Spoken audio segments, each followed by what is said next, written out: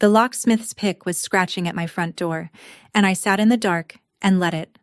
It was 9 o'clock on Christmas Eve. The house was cold on purpose. I knew exactly who was standing on my porch, because I knew their headlights, and I knew the sound of my brother laughing when he thinks he has already won. My parents were out there. So was Travis.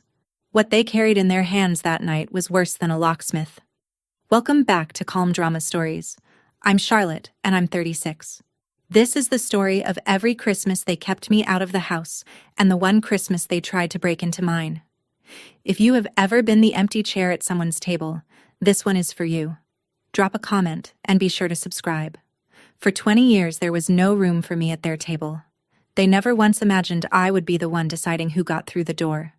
And they had no idea who was already inside, sitting in the dark, waiting with me. The first Christmas I remember counting chairs. I was 8 years old. We had a long table with a scratched oak top, and every December my mother set it like a magazine spread.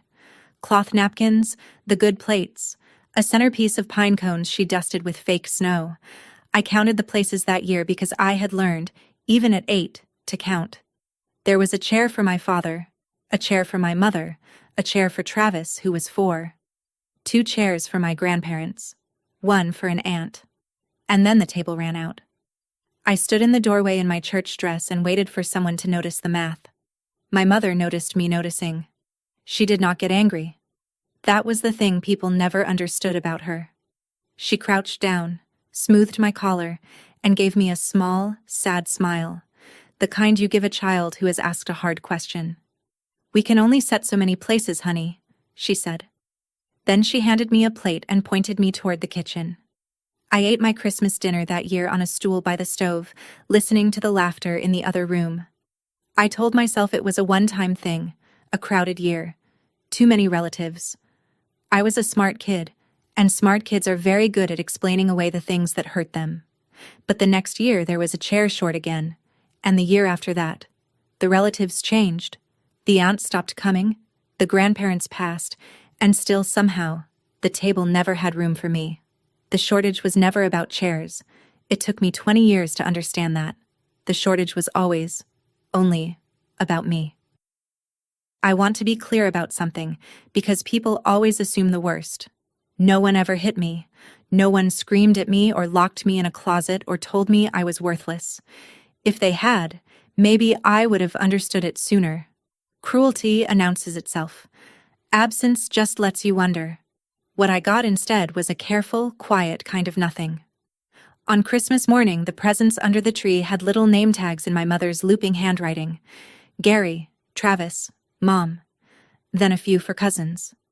I would kneel on the carpet and read every tag twice, the way you reread a test grade hoping it changed. Mine was never there. There would be a gift for me, eventually, usually a practical one handed over later in the day with an apology built into it. "We didn't want to spoil you." In every family photo, I am standing slightly to the side, half out of frame, like the camera couldn't quite decide if I belonged in the shot. I learned to do for myself early. I made my own breakfast at 7. I packed my own lunches. I taught myself to braid my own hair watching my reflection in the toaster. By the time I was 12, I could run a household, and nobody had asked me to. I thought for years that if I just became useful enough, helpful enough, good enough, the table would make room. So I tried harder than any kid should ever have to try. I never once asked myself the real question, the one sitting under all of it like a stone under water. Why was it only me? Why, in a family of 4, did the math only ever fail to include one person? There was one thing in our house nobody was allowed to touch. On my mother's dresser sat a small silver frame, turned slightly toward the wall. Inside was a photograph of a hospital blanket, pale yellow, folded the way you fold something around a baby. There was no baby visible in the picture, just the blanket and my mother's hands. I asked about it once, maybe at 10. My mother took the frame out of my fingers so gently and so fast that I never asked again. "That's not for little hands," she said. And every December, around the middle of the month, she would go quiet. Not sad in a way you could point to. Just somewhere else. She would forget to start dinner. She would sit at the window with her coffee going cold. My father would walk softer those days, like the floor might break. I didn't have the words for it then. I only knew that the worst of my mother's distance always came right before Christmas, like a tide that pulled out before it pulled me under. The shortage at the table, the quiet at the window, the frame turned to the wall. I felt, without understanding, that these things were connected. That somewhere in my mother there was a room I had never been let into, and that I had been born standing outside its door. I was a child. I assumed, the way children do, that whatever was wrong was somehow my fault. It would be more than 2 decades before I learned what that yellow blanket meant, and when I finally did, it explained everything and excused nothing. I left the day after my 18th birthday, in the spring of 2007. I had been saving for it the way you save for a flight out of a country at war. Babysitting money, lunch money I didn't spend, a summer of scooping ice cream and a winter of shoveling driveways. By 18, I had $1,100 rolled in a sock and a battered Corolla I'd bought for $400 of it. I packed one duffel bag, clothes, a toothbrush, my high school diploma, and the only photo of myself I owned, where I was actually in the center of the frame, taken by a friend's mother who didn't know our family's rules. Nobody tried to stop me. My mother was at the sink. My father read his paper. Travis, 14 and already untouchable, didn't look up from the television. "Call when you get wherever you're going," my mother said, and that was the whole goodbye. I drove for 3 hours and stopped at a diner off the highway and cried exactly once, hard, in the parking lot. Then I went inside and ordered eggs and made myself a promise over the worst coffee in Ohio. Someday I would have a place of my own, a real one, a place with a door and a lock, and my name on the deed, where no one could ever decide there wasn't room for me. I didn't know how. I just knew I would. I left that house at 18 with one bag and one promise, that someday I would build a place no one could lock me out of. If you have ever packed a bag like that, you already know how this feels. Stay with me, comment, and subscribe. I started with a bucket. That's not a metaphor. I started cleaning houses with a yellow bucket, a box of rags, and supplies I bought at the dollar store. My first client was a tired single mother who couldn't keep up after a double shift. I cleaned her kitchen so thoroughly she cried, and she told 2 friends, and they told 2 friends. For the first year, I slept in the Corolla more nights than I want to admit, parked behind a grocery store with the seat reclined and a blanket I bought at a thrift shop. I showered at a gym I paid $9 a month to belong to. Every dollar that came in, I split into 3 jars. Gas, supplies, the someday house. Here is the thing about being the kid who is never quite enough. You learn to never let yourself fail, because you've decided failure is the proof they were right. So I overdid everything. I scrubbed baseboards no one would ever check. I came back to fix things no one had complained about. I worked when I was sick, worked when I was exhausted, worked holidays because holidays paid double, and because I had nowhere I was wanted anyway. It made me very good. It also nearly broke me more than once. By 25, I had hired my first 2 employees. By 28, I had a real office, a logo, and a name, Booth Home Care. We didn't just clean. We watched over people's homes when they traveled, managed their move-outs, cared for the houses of the elderly. I was building a company out of the exact thing I had never been given. A place where everyone belonged, and no one was ever left standing in the doorway, counting chairs. You'd think growing up would have fixed it. It didn't. The first Christmas after I left, I called home from a payphone outside that grocery store. My mother sounded surprised to hear from me, then distracted. There was noise behind her, music and voices. "Is that a party?" I asked. It was. A Christmas party. I had not been told there was one. "Oh, it's just family and a few neighbors," she said in the same gentle voice she'd used over the church dress. "We can only set so many places, honey. You understand." I was 19 and 3 hours away, and I still said, "Of course. I understand." I called less after that. Every year or 2, I'd try again, around the holidays, hoping the math had finally changed. It never did. Meanwhile, Travis got everything I wasn't getting. His 16th birthday was a catered backyard event. When he graduated barely, they rented a hall. When he wanted a car, there was a car. When he wanted college money he didn't use, there was college money. I watched all of it from a distance, through the few cousins who still spoke to me, and I told myself I didn't care. I cared. I want to be honest about that, because pretending you don't care is its own kind of lie. I cared so much I built an entire life around proving I didn't need them. But every December, when the radio played the same carols and the stores hung the same lights, I was 8 years old again, standing in a doorway in my church dress, doing the math, coming up one short. The wound didn't close. I just got better at working around it. I should tell you about my brother. Travis was 4 years younger than me and raised in a completely different family, though we shared the same address. Where I learned to do for myself, Travis learned that someone would always do for him. If he broke something, it was replaced. If he failed something, a reason was found. If he wanted something, the answer started at yes, and only moved if my father was tired. He grew up sure of one thing above all else, that the world owed him a soft landing. By the time he was an adult, Travis had become a man who started things and finished none of them. A lawn business that folded, a vending route that vanished, a consulting venture that consisted mostly of a website and a leased truck. Each time it ended, my parents covered the shortfall.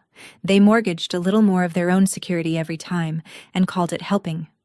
I knew most of this secondhand from a cousin named Patty, who couldn't help narrating the family to me over the phone. "Your folks bailed Travis out again," she'd say, like weather. "That boy could fall in a lake and come out with a fish in his pocket." But the fish were running out. The last I'd heard, Travis had married a woman named Megan, and they had bought more house than they could afford and filled it with more things than they could pay for. And underneath all the bailouts, all the soft landings, a debt was quietly building, the kind that doesn't go away when mom writes a check. I didn't know the number yet. I didn't know how desperate he was getting. But I knew my brother. And I knew that a man raised to believe the world owes him will eventually come to collect from whoever is doing best. The last time I saw the whole family together before all of this was at a funeral. My grandmother on my father's side had died, the one relative who used to slip me $10 and call me her second sunshine. I drove 4 hours to be there. I wore black, and I sat in the back. And afterward, at the reception in the church basement, I tried to be part of my family for one afternoon. I refilled the coffee. I cleared plates. I did the things I do, the useful things, hoping useful might finally be enough. Travis found me at the sink. He'd been drinking the cheap funeral wine, and he leaned against the counter and watched me work with a little smile. "You don't have to do that," he said. "The church ladies handle it." "I don't mind," I said. He studied me for a second. Then he said the thing I have never been able to unhear. "You know you don't have to keep showing up, right? Nobody expects you to. You're not really one of us, Charlotte." He said it kindly. That was the worst part. He said it the way you'd tell someone they had spinach in their teeth, a small helpful correction. Then he wandered off to find more wine, and I stood there with a dish towel in my hands, and the water running, and the words settling into me like cold getting into your bones. "You're not really one of us." I dried my hands. I set the towel down. And somewhere in that church basement, between the bad coffee and the folding chairs, I stopped waiting for a chair at their table. If I wasn't really one of them, then their math could no longer break my heart. I would build my own table. And I would decide who sat at it.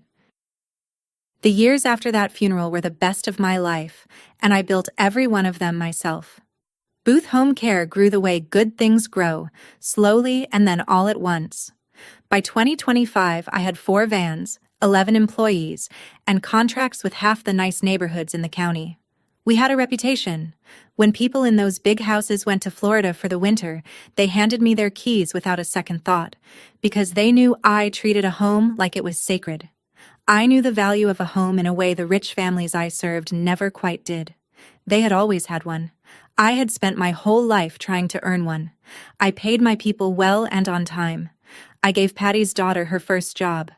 I learned the parts of business no one teaches you, the contracts, the insurance, the careful paperwork that keeps a small company from being eaten alive. I became, without ever quite noticing it happen, a woman of some means. Not rich the way TV means rich, but comfortable, secure. The kind of secure where you check your bank balance and feel calm instead of sick. My family had no idea. We barely spoke.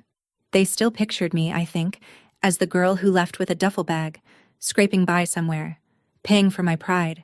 They never asked what I did. They never asked how I was doing. And because they never asked, they never saw it coming.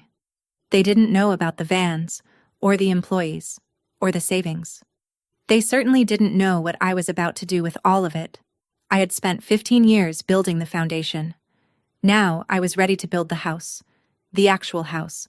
The one I'd promised myself in a diner parking lot at 18. I found it in September of 2025, on a street called Maple Hollow. It was the biggest house on the block, a 3-story brick place with a wraparound porch and a turret room, and windows that caught the evening light. It had been built in 1912 and loved and then neglected, and it needed work, the kind of work that scares most buyers off. It didn't scare me. I had cleaned 100 houses like it. I knew its bones. The day I walked through it, I stood in the empty front hall, and I could see it. A long table by the windows. A real one. Set for whoever I chose. I bought it with my own money. Every dollar of the down payment came from that bucket and that truck, and 15 years of refusing to fail. At the closing, I signed my name so many times my hand cramped, and I didn't care, because every signature put that house a little more firmly in my hands. When the lawyer slid the final document across the table, I read the words at the top 3 times. Grantee, Charlotte Booth, sole owner, sole owner. I had been a person nobody quite counted, and now there was a legal document that counted me as the only one. I drove to Maple Hollow that night and sat on my own front porch in the dark and let myself feel it. 18-year-old me in the diner parking lot would not have believed it. I had built the place no one could lock me out of. I should have been able to leave it there. A happy ending. But I knew my family.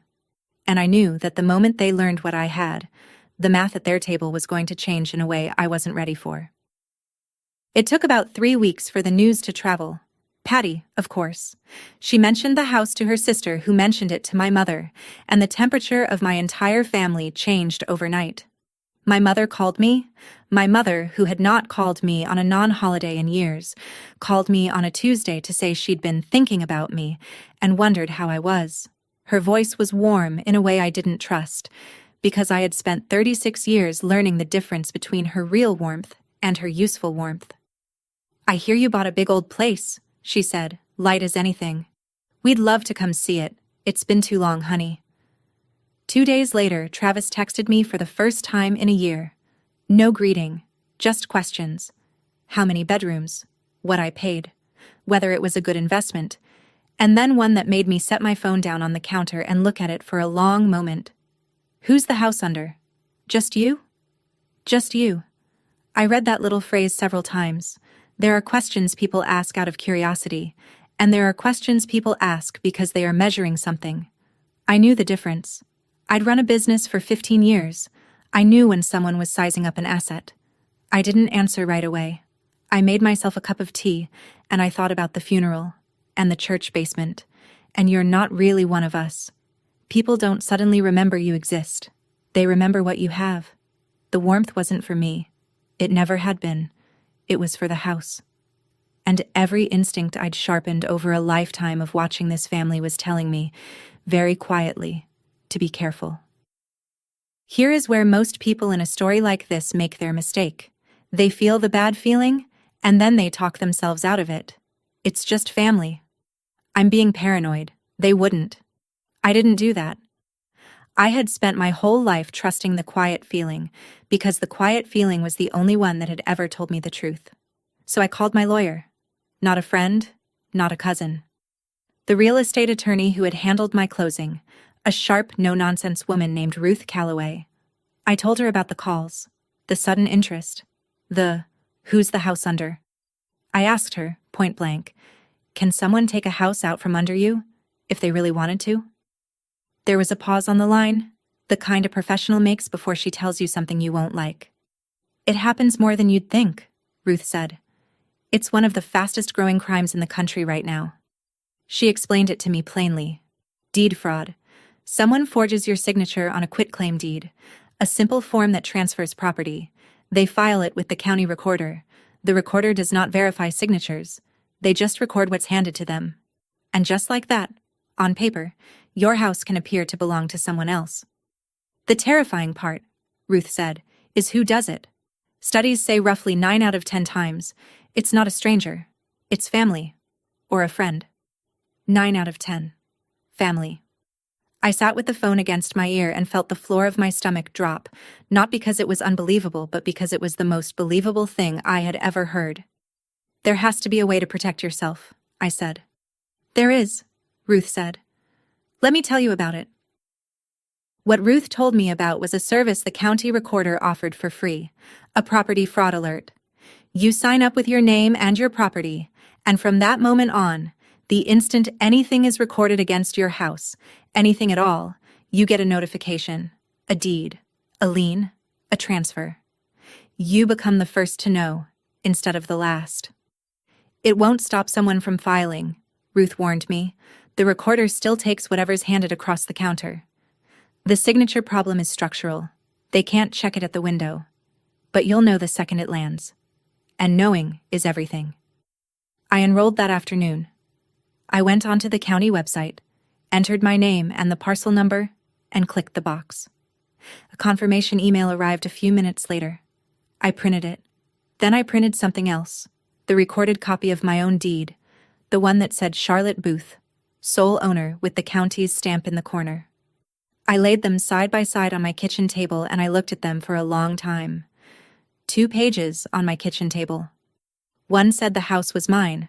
The other promised I'd be the first to know if anyone ever tried to say it wasn't. I didn't tell my family I'd done it. I didn't tell anyone. I just put the 2 pages in a folder, and I put the folder in a drawer. And I kept my voice warm and vague every time my mother called. I let them think I was the same girl with the duffel bag. Because the quiet feeling was still talking to me, and the quiet feeling said, "Don't show them your hand." I sat at my own kitchen table with 2 pieces of paper and a feeling something was coming. If you have ever sensed family circling something you built, you'll want to see what they did next. Subscribe so you don't miss it. The number came to me finally through Patty. It always came through Patty. She called in late October, breathless with the kind of news she pretended to feel bad about sharing. I shouldn't say anything, she said, which is how she begins everything. Travis was in trouble. Real trouble this time. He had personally guaranteed a business loan, around $90,000, for a venture that had collapsed by summer. The lender wasn't a family member who could be soothed with a holiday dinner. The lender wanted $90,000. He and Megan had fallen behind on the house they rented, and the landlord had started the paperwork to put them out. My parents, Patty said, had finally hit their own limit. They'd been bailing Travis out for 30 years, and there was nothing left to bail with. Their savings were thin. Their own house was mortgaged for his last failure. Your mother's beside herself, Patty said. She keeps saying the family's going to lose everything. I listened, and I did the math the way I have always done the math. $90,000 of debt. A man raised to believe the world owes him a soft landing. A sister with a paid-for mansion he'd just learned existed. A mother newly, suddenly, warmly interested in seeing that house.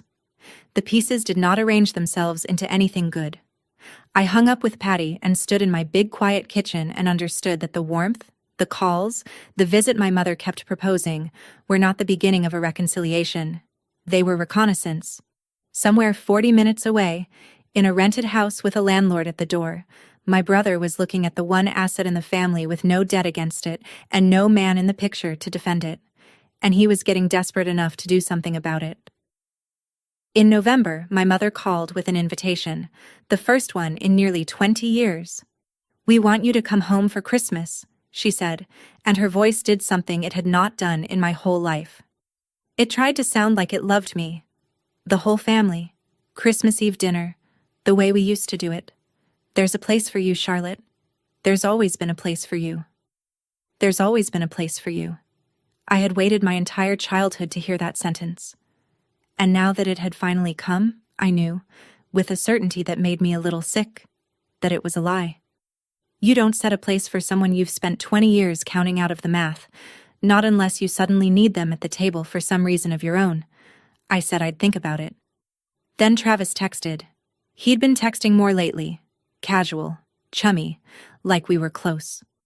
This one was framed as concern. Hey, with a big old house like that, you gotta keep your important papers safe. Deed, title, all that. Where do you even keep stuff like that? A safe? Fireproof box? I looked at that message for a long time. He wasn't asking how I was. He was asking where I kept the deed. I didn't delete it. I screenshotted it, with the date and timestamp showing, and I started a folder on my phone. I named the folder something boring so it wouldn't catch anyone's eye, and I began saving everything. Every text, every voicemail, every too warm call. I wasn't paranoid.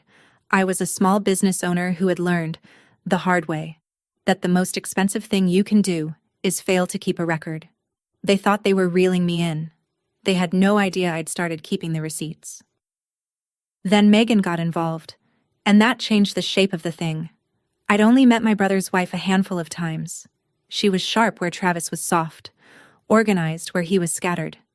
She grew up poor, the kind of poor that never quite leaves you, and she had spent her adult life white-knuckling her way toward safety. I understood her, honestly, better than I understood my brother. I just understood her the way you understand a storm.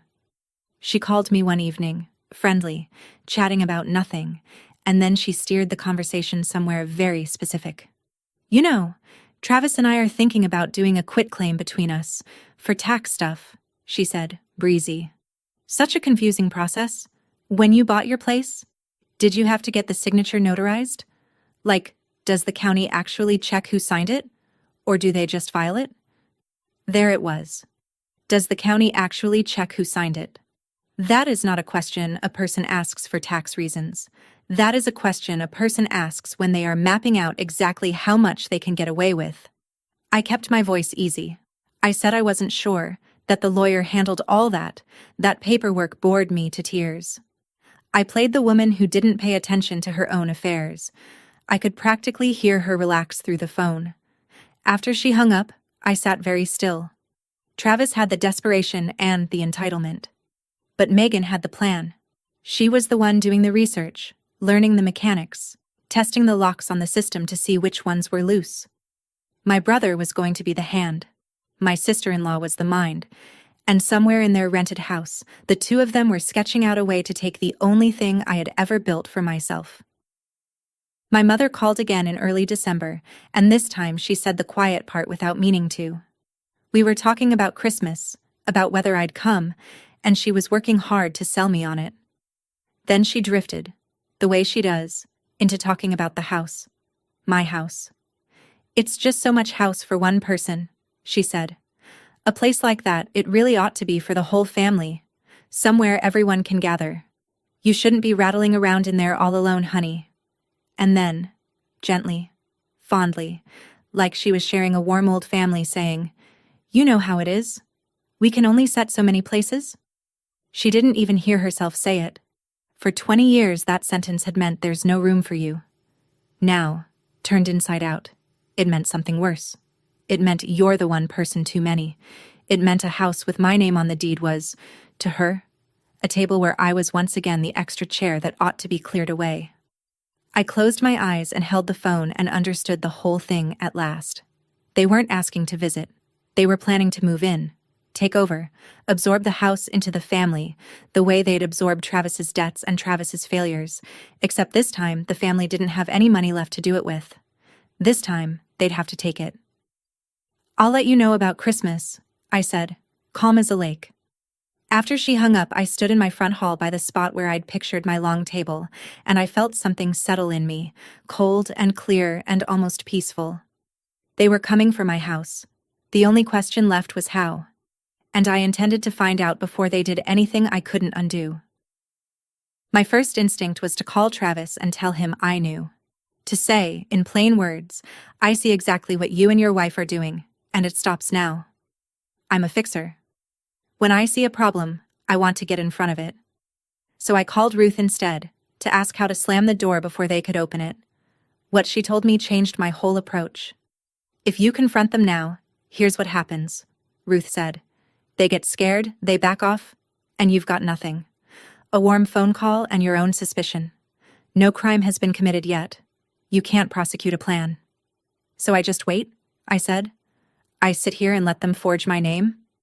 "I'm not telling you to do nothing," she said carefully. "I'm telling you that the law needs them to actually do it. Forgery isn't real until the forged document exists, and they try to use it. Right now, you have a fraud alert that will tell you the instant they file. If they file, that's a felony, recorded, with their names on it. If they then come to take possession, that's the whole crime, witnessed. You don't stop a trap by warning the animal. You stop it by being ready when it springs." I didn't love it. Every protective instinct in me wanted to act, to control, to fix it before it could happen. But I understood. If I tipped my hand, they'd melt back into the warm-voiced fog and try again later, smarter. If I stayed the clueless girl with the duffel bag right up until the moment they committed the crime in full, I could end it for good.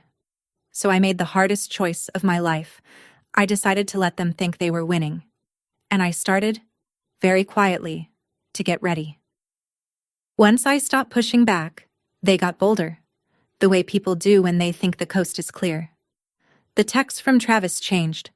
They lost the chummy pretense and started carrying an edge, the edge of a man who has already decided how this ends and is just managing me toward it. "You really shouldn't have a place that big to yourself," he wrote one night. "That kind of house should belong to someone who actually takes care of family, not someone who ran off and forgot where they came from." There it was again, dressed up in new clothes. Not someone who ran off. The same song from the church basement. "You're not really one of us, Charlotte," now with a price tag attached. Another night he wrote, "Mom and Dad are getting old. That house could keep this whole family afloat. Think about somebody other than yourself for once." I read these the way I'd read a deposition. I screenshotted everyone. I noted the dates. I watched a man build, in his own words, a complete record of motive, and I let him, because I had learned from Ruth that the best evidence in the world is the kind your target hands you for free. I typed back things that were warm and non-committal. "I hear you. Let's talk after the holidays. It's a lot to think about." Each reply was a little piece of bait, just enough to keep him sure I was softening. Inside, I was anything but. Every cruel, entitled message landed on the same old bruise, the doorway, the church dress, the math that came up short. But the bruise didn't make me weak anymore. It made me certain. And certainty is a very quiet, very patient thing. I closed the folder on my phone, and I waited for the alert I knew was coming. It came on a Wednesday, the 3rd of December, at 4:47 in the afternoon. I was in my office reviewing route sheets when my phone buzzed with an email I'd been bracing for since October. The subject line was clinical and cold, and it stopped my heart anyway. "Property fraud alert. A new document has been recorded against your monitored property." I set down my pen. I opened it slowly, the way you open a door you already know has someone behind it. A new instrument had been recorded with the county that afternoon. Document type, quitclaim deed. Parcel. Mine. And then the part that made the room go very still and very loud at the same time. Grantor. Charlotte Booth. Grantee. Travis Booth. According to the county's official records, I had just signed my house over to my brother. I had signed nothing. I had been sitting in this office all day with witnesses and a calendar full of meetings. Someone had taken my name, forged it onto a deed, and walked it across the counter at the county recorder. And the county, exactly as Ruth had warned, had simply stamped it and filed it without ever checking whether the signature was real. For one long moment I just looked at the screen. 20 years of being counted out of the math, and now they had used a single sheet of paper to count me out of my own house. I want to tell you I felt rage.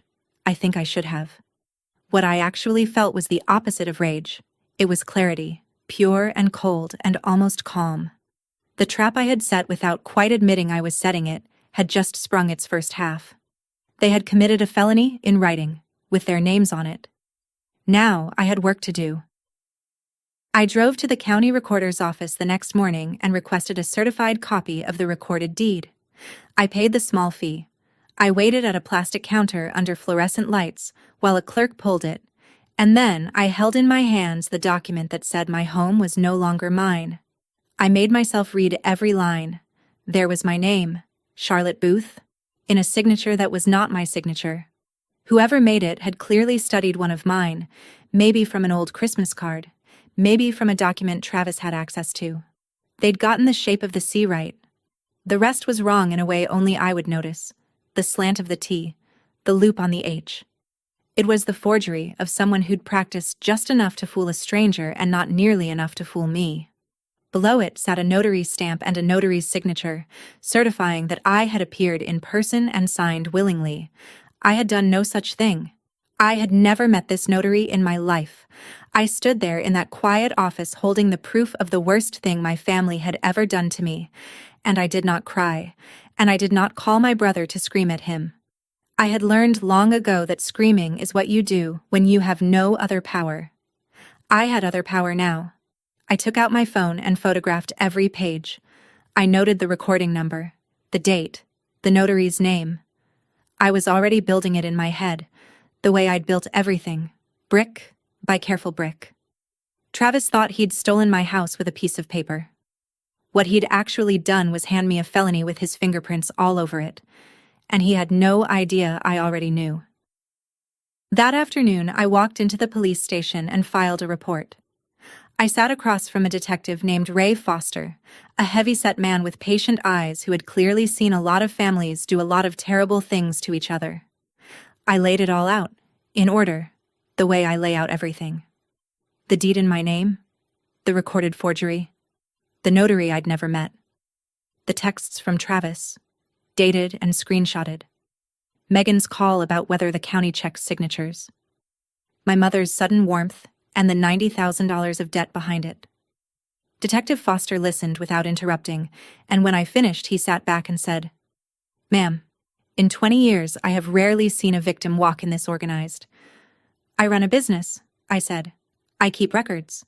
He told me what I was dealing with was serious. Forgery of a deed, filing a false instrument with the county, these were felonies, the kind that carry real prison time, not slaps on the wrist. He told me Ruth could file something called a notice of fraudulent deed to flag the record and begin unwinding it in court. And then he said the thing I'd been circling toward since the alert first buzzed. "A forged deed on paper is one thing," Foster said, "but it's stronger, much stronger if they try to act on it, if they show up to take the house. Possession is the part juries understand. You said your mother's been pushing you to come home for Christmas?" "She has," I said. "Then I'd think hard," he said slowly, "about what they might do if they believed you weren't home." I looked at him. He looked at me, and in that small gray room, the last piece of the plan I'd been refusing to fully imagine clicked quietly into place. There was one more thing I wanted, and it had nothing to do with the courts. I wanted the truth out where it couldn't be smoothed over. My family had spent my whole life rewriting reality in quiet rooms, deciding who belonged and who didn't with nobody watching. I wanted witnesses this time. I wanted light. So I called the local paper. There was a reporter named Dana Whitfield who'd been running a series all fall on the rise of deed and title fraud in our part of the state. I'd been reading it. Her latest piece had a line that stuck with me, that the cruelest version of the crime was the most common one, because most of the time the person stealing your home is someone you'd have let in the front door. I told Dana my story over coffee. The childhood, the company, the mansion, the forged deed, the texts. She took notes for 2 hours. When I finished, she was quiet for a moment. "The fact that it's family," she said. "That's the part people need to understand. Everyone thinks it's some hacker overseas. It's almost never. It's a brother, a son, somebody at the table." "Somebody who couldn't fit me at the table," I said, "until I had something they wanted." Dana asked if she could be there, if and when it came to a head. I told her I thought it might come to a head on Christmas Eve, and that if it did, I'd want her to see all of it, with her own eyes, so no one could ever say I made it up. She agreed. So now I had 3 things my family never expected me to have. The law, in Detective Foster. The record, in my folder of evidence. And the light, in Dana Whitfield. All I had to do was let them walk in. Detective Foster and I met once more in the 3rd week of December to think it through together. He'd done this kind of thing before, and he walked me through the logic the way I'd walk a client through a contract. "Here's where their heads are," he said. "Your brother's got a deed now, on paper.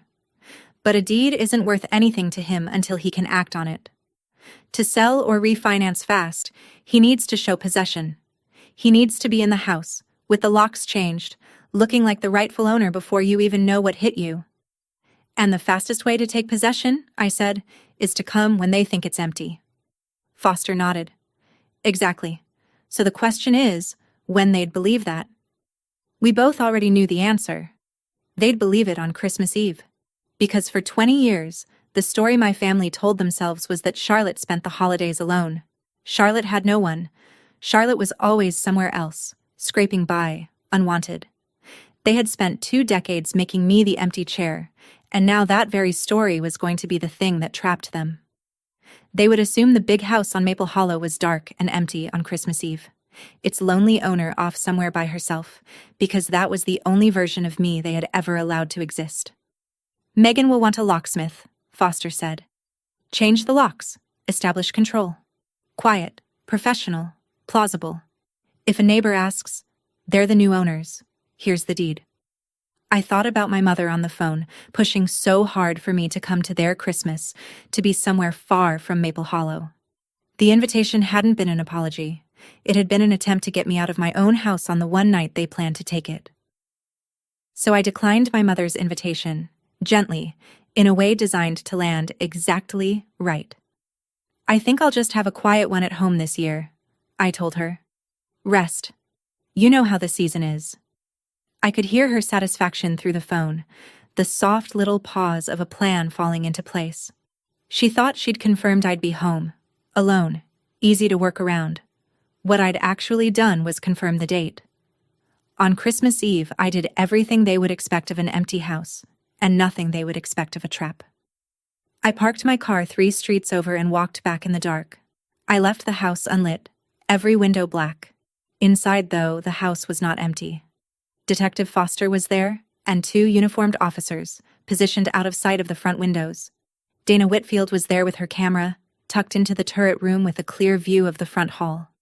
Ruth had advised on every step, and I was there, sitting in an armchair in the dark front parlor in my good coat, with a folder on my lap. In that folder were 2 pages, the recorded deed that said the house was mine, and the fraud alert confirmation that said I'd be the first to know if anyone said otherwise. The same 2 pages I'd laid on my kitchen table back in the fall. They'd been my anchor through all of it, and now they were going to be Exhibit A. My whole life, my family had set a table that never had room for me. Tonight, in the dark, I had set one of my own. Every seat was full. They just didn't know who I'd invited.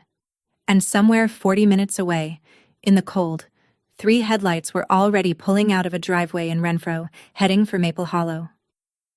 I heard the car before I saw the lights. Tires on the gravel of my long driveway. Slow, careful, the sound of people trying not to be heard. Then headlights swept across my dark front windows and went out. Doors opened. Voices low, drifting up to the porch in the cold December air. I sat very still in the dark parlor and listened to my family arrive to steal my home. I knew all of them by their voices. Travis, talking too much, the way he does when he's nervous and covering it with confidence. "See? Told you. Place is dead. She's probably off feeling sorry for herself somewhere." A second man's voice I didn't know, bored and businesslike, the locksmith. Then Megan, sharp and low, telling everyone to keep it down, to hurry up. And behind them, quieter, my parents. My father said almost nothing. My mother said, "Are we sure about this, Travis?" And Travis said, "Mom, the house is ours now. It's all legal. We're just taking what's ours." Footsteps on my porch steps. The thunk of a heavy bag set down, tools clinking inside it. The locksmith said, Standard deadbolt, 2 minutes. And then the scratch of metal sliding into my lock, the same sound that had opened this whole story. In the turret room above me, I knew Dana was filming. In the next room, I knew Foster and his officers were waiting, still as held breath. I sat with my folder on my lap, and I did not move, and I did not make a sound. 20 years of being kept outside their door, and here they were, picking the lock on mine. I had imagined this moment 100 times since the alert first buzzed. Now it was here, in the dark, in the cold, with my whole life balanced on the click of a lock. The lock gave with a soft, final click. The deadbolt slid back. My front door, the door I had promised 18-year-old me would always have my name on it, swung open into the dark, and my family walked into my house uninvited for the very first time. Megan came first, a flashlight beam swinging ahead of her, businesslike. Travis was right behind her, and he wasn't whispering anymore. The second he was across the threshold, the entitlement that had been bred into him for 32 years came roaring back. "Would you look at this place?" he said, his voice filling my dark hall like he already owned the echo. He had papers in his hand. He actually waved them, the forged deed, the proof of his crime, brandished in the air like a flag. All this, for her, and now it's ours. The locksmith hovered in the doorway, uneasy now that he could feel the wrongness of it. Megan was already moving deeper in, the flashlight finding the front parlor, the staircase, the high ceilings. "We change every lock tonight," she was saying. "By tomorrow, we're the owners on record and in fact, nobody can argue with possession." My mother and father came in last, slow, my mother's hand finding my father's arm in the dark. "It's so big," my mother murmured, and for 1 second she sounded almost frightened of it. Then Travis said the thing that ended any sympathy I might have dredged up. He turned in a slow circle in my front hall, in the dark, and he laughed, and he said, "She never belonged in a place like this anyway. She never belonged anywhere." That was the moment. The door was open. They were inside. The forged deed was in his hand. The locksmith's tools were on the floor. Every element of the crime was complete, in full, with witnesses in 2 rooms. I reached over to the lamp beside my chair, and I turned on the light. The room flooded with light, and for a heartbeat nobody moved. My family stood frozen in my bright front hall, blinking, caught mid-step. And then, as their eyes adjusted, they saw what I had filled my dark house with. Detective Foster stepped out of the dining room doorway, calm and unhurried, his badge already in his hand. Behind him came the 2 uniformed officers, and up in the turret stairwell stood Dana Whitfield, her camera already up, the shutter clicking, capturing every face in the room. I rose from my armchair, slowly, with my folder in my hand, and I looked at my brother across the front hall of the home I had built. Travis's mouth opened and closed. The forged deed was still clutched in his fist, useless now, evidence now. "What is this?" he said. Then louder, the panic breaking through. "What is this? Charlotte, what did you do?" "Merry Christmas," I said. My voice did not shake. I had thought it might. It didn't. "You can put the deed down, Travis. The officers behind you would rather you didn't wave it around." That was when he exploded. "This is my house!" he shouted, his face going red, spit flying, the cool gone in an instant. "It's legal. It's all legal. I have the papers. You set us up. You faked all this. You were always trying to ruin this family." Megan had gone white and silent, the flashlight hanging dead at her side, her sharp mind clearly racing through every way this ended and finding no good ones. My mother had both hands over her mouth. My father had not moved at all. He was staring at me, and there was something in his face I had never seen there before. Not in 36 years. I stood in the center of my own bright hall, surrounded by the people who had spent 2 decades deciding I didn't belong, and I had never in my life felt so completely, so calmly, like I belonged exactly where I was standing. Detective Foster did the talking after that, the way professionals do, steady and quiet, which only made Travis louder. Foster laid it out for all of them, naming each piece as he went. The quitclaim deed recorded on December 3rd, transferring the property from Charlotte Booth to Travis Booth, bearing a signature I had never made. The fraud alert that had notified me the moment it was filed, the texts, dated and saved, where Travis explained exactly why he believed the house should be his. The locksmith, who was now talking very fast, explaining that he had simply been hired to change the locks on what he'd been told was a client's own home, and who Foster gently informed would be giving a full statement. "Travis Booth," Foster said, "you're under arrest for forgery and filing a fraudulent instrument." The handcuffs came out, and my brother, the man who had told me in a church basement that I wasn't really one of them, was cuffed in the front hall of my house while a reporter photographed his face. Megan was detained beside him, already talking about lawyers. It was my mother I turned to. She was crying, the way she cried at the window every December, except this time the grief had a name, and the name was getting arrested. "Charlotte," she said. "Charlotte, please. We can fix this. We're family." I looked at her for a long moment. Then I said the thing I had been carrying my entire life, and I said it without anger, which is the only way it could have landed the way it did. "There were always enough places, Mom," I said quietly. "You just never set one for me. So tonight, I set the table myself. And I set it for the police." The red and blue lights of the patrol car turned outside my windows now, washing across the high ceilings of the house I had built from a bucket and a truck. My mother had no answer. For the first time in 36 years, the woman who decided who belonged at the table had nothing left to say. My father didn't run. He didn't argue. While Travis was being walked to the car still shouting, and my mother was being guided out behind him, my father sat down.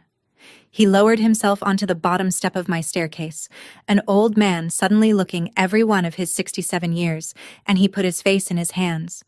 The officers let him sit. I came and stood near him, not too close. For a long moment he didn't speak. Then he said, without looking up, "I always knew it was wrong. What we did to you. The chairs. All of it." His voice cracked. "I knew it every single Christmas, and I never said a thing." I didn't tell him it was okay because it wasn't. I didn't forgive him on the spot, because forgiveness like that is a thing you earn, not a thing you get handed at the bottom of a staircase. But I saw him. For the first time, I saw the whole shape of him, a weak man who had spent 40 years choosing his wife's grief over his own daughter and who knew, the entire time, the price I was paying for his silence. "Why?" I asked him. "Why was it always me?" He looked up then, and he told me about the baby. The first baby, a girl, born and lost before I came, and how my mother had never climbed out of that hole, and how having me so soon after had felt to her like the world replacing something that could not be replaced. It was the yellow blanket in the silver frame. It was the quiet at the window every December. It explained the whole twisted math of my childhood, and none of it made the math right. "She grieved a daughter," I said softly, "by erasing the one she had." My father had no answer for that either. Here is what happened after, because I know you want to know. Travis and Megan were charged with felony forgery and filing a fraudulent instrument. The case never went to trial because the evidence was overwhelming, and the recorded deed had both their fingerprints all over the scheme, his hand and her plan. Megan took a deal and testified that Travis had pressed the forged signature himself. Travis took a deal of his own rather than face a jury looking at photographs of him cuffed in my hallway. Both are felons now. The $90,000 he tried to solve by stealing my house is still $90,000, except now it sits on top of a criminal record. Ruth filed the notice of fraudulent deed, and a judge voided the forged quitclaim within weeks. The house was mine again on paper, the way it had always been mine in fact. Dana's story ran on the front page the week after New Year's. She didn't use my name beyond my first, but she told the truth of it. How the person most likely to steal your home is the one you'd let in for Christmas dinner, and her article did more good than any verdict. 3 different people wrote in to say it had made them check their own county's fraud alert. My mother was never charged. There wasn't enough to tie her hands directly to the forgery, only to the warmth she'd used to try to empty my house. But everyone in Renfro read the paper. The woman who'd spent a lifetime curating how the family looked from the outside got to watch the outside learn exactly what she was. She and I do not speak. My father writes me letters now. real ones, in his shaky hand, and I read them, and I have not written back yet, but I have not thrown them away either. As for the house, I changed every lock myself the next morning, with my own hands, and I re-enrolled in the fraud alert before I'd even had my coffee. Then I hung one stocking by the fireplace. It had one name on it: mine. The next Christmas, I set the long table by the windows, the one I'd pictured the first day I walked through the empty house. I filled it with the people who had actually shown up for me, the employees who'd become friends. Patty, who turned out to be loyal under all the gossip, a few neighbors from Maple Hollow, 12 places, every one of them full, and every one of them set on purpose. For 20 years, I believed belonging was something my family could grant me or withhold, like a chair they chose not to bring out. It never was. Belonging was never theirs to give or take. It was a table I finally set for myself. That Christmas, the biggest house on the street finally felt like mine. A locksmith on my porch, a forged name on a deed, a room full of red and blue light.